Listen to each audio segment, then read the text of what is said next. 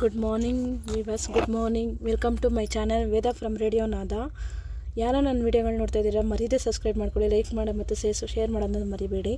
ಚಿಕ್ಕ ಮಕ್ಕಳಿಗೆ ಈ ಥರ ದೃಷ್ಟಿ ತೆಗೆಯೋದ್ರಿಂದ 6 ತಿಂಗಳು ಮೇಲ್ಪಟ್ಟ ಮಕ್ಕಳಿಗೆ ಮತ್ತು 1 ವರ್ಷ 2 ವರ್ಷ 3 ವರ್ಷ ಈ ಥರ ಮಕ್ಕಳುಗಳಿಗೆ ದೃಷ್ಟಿ ಆದಷ್ಟು ಈ ಥರ ತೆಗೆಯೋದ್ರಿಂದ ಮಕ್ಕಳು ಹಠ ಮಾಡೋದನ್ನ ಕಮ್ಮಿ ಮಾಡ್ತಾರೆ. ಮತ್ತು ಅವರು ಆವಾಗವಾಗ ಹೆದರ್ಕೊಳ್ಳೋದು, ಬೆಚ್ಕೊಳ್ಳೋದು, ಜ್ವರ ಬರೋದು, ಆ ಥರ ಹಠ ಮಾಡೋದು, ಊಟ ತಿಂದೇ ಇರೋದು ಮತ್ತು ಜಾಸ್ತಿ ದೃಷ್ಟಿ ಆಗಿರುತ್ತೆ ಅವ್ರಿಗೆ. ಆದ್ದರಿಂದ ಈ ಥರ ಮಾಡೋದ್ರಿಂದ ಮಕ್ಕಳಿಗೆ ದೃಷ್ಟಿ ನಿವಾರಣೆ ಆಗುತ್ತೆ. ತುಂಬಿದ ಬಿಂಗೆಯಲ್ಲಿ ಒಂದು ಚೊಂಬು ನೀರು ಎತ್ಕೊಂಡು ಆ ಒಂದು ತಟ್ಟೆಯಲ್ಲಿಗೆ ನೀರು ಹಾಕಿ ಅದಕ್ಕೆ ಅರಿಶಿನ ಕುಂಕುಮ ನೀರಲ್ಲಿ ಬೆರೆಸಿ ಕೆಂಪು ನೀರು ಮಾಡ್ಕೋಬೇಕು. ಕೆಂಪು ನೀರು ಮಾಡ್ಕೊಳ್ಳೋದ್ರಿಂದ ಅದಕ್ಕೆ ದೃಷ್ಟಿ ಕಮ್ಮಿ ಆಗುತ್ತೆ ಅಂತ ಅರ್ಥ. ಕೆಂಪು ನೀರಲ್ಲಿ ಅದನ್ನು ತೊಪ್ಪೆ ಉಂಡೆ ಮಾಡಿಕೊಂಡು ಒಂದು ಸ್ವಲ್ಪ ಅನ್ನ 3 ಥರ ಅನ್ನ ಮಾಡಿಕೊಂಡು 3 ಥರ ಹೂವು ತಗೊಂಡು ಆ ಥರ ಮಾಡಿಕೊಂಡಾಗ ಅದನ್ನು ಮಗುವಿಗೆ ಇಳಿ ತೆಗ್ದು ಹಾಕಿ ಬೆಂಕಿಯಲ್ಲಿ ಮಾಡಿ ದೃಷ್ಟಿ ತೆಗೆಯೋದ್ರಿಂದ ಬೇಗ ನಿವಾರಣೆ ಆಗುತ್ತೆ.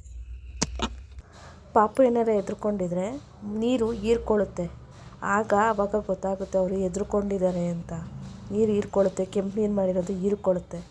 ಆಗ ಅವ್ರು ಹೆದ್ರುಕೊಂಡಿದ್ದಾರೆ ಅಂತ ಗೊತ್ತಾಗುತ್ತೆ. ಬಿಟ್ಟು ಜ್ವರ ಬರೋದು, ಹೆದ್ರುಕೊಳ್ಳೋದು, ಯಾರು ಏನಾರು ಅಂದ್ರೂ ಹೆದ್ರುಕೊಳ್ಳೋದು, ಈ ರೀತಿ ಮಾಡೋದ್ರಿಂದ ದೃಷ್ಟಿ ಬೇಗ ಕಮ್ಮಿ ಆಗುತ್ತೆ. ದೃಷ್ಟಿ ತೆಗ್ದಿದ್ದನ್ನ ತೊಗೊಂಡೋಗಿ 3 ದಾರಿ ಕೂಡುತ್ತಾರಲ್ಲ ಆ ದಾರಿಲಿ ಹಾಕಬೇಕು. ಯಾರು ಓಡಾಡಲ್ವಲ್ಲ ಆ ಜಾಗದಲ್ಲಿ ಹಾಕೋದ್ರಿಂದ ಬೇಗ ದೃಷ್ಟಿ ನಿವಾರಣೆ ಆಗುತ್ತೆ. ಮಕ್ಕಳಿಗೆ ಬೇಗ ವಾಸಿನೂ ಆಗ್ತಾರೆ.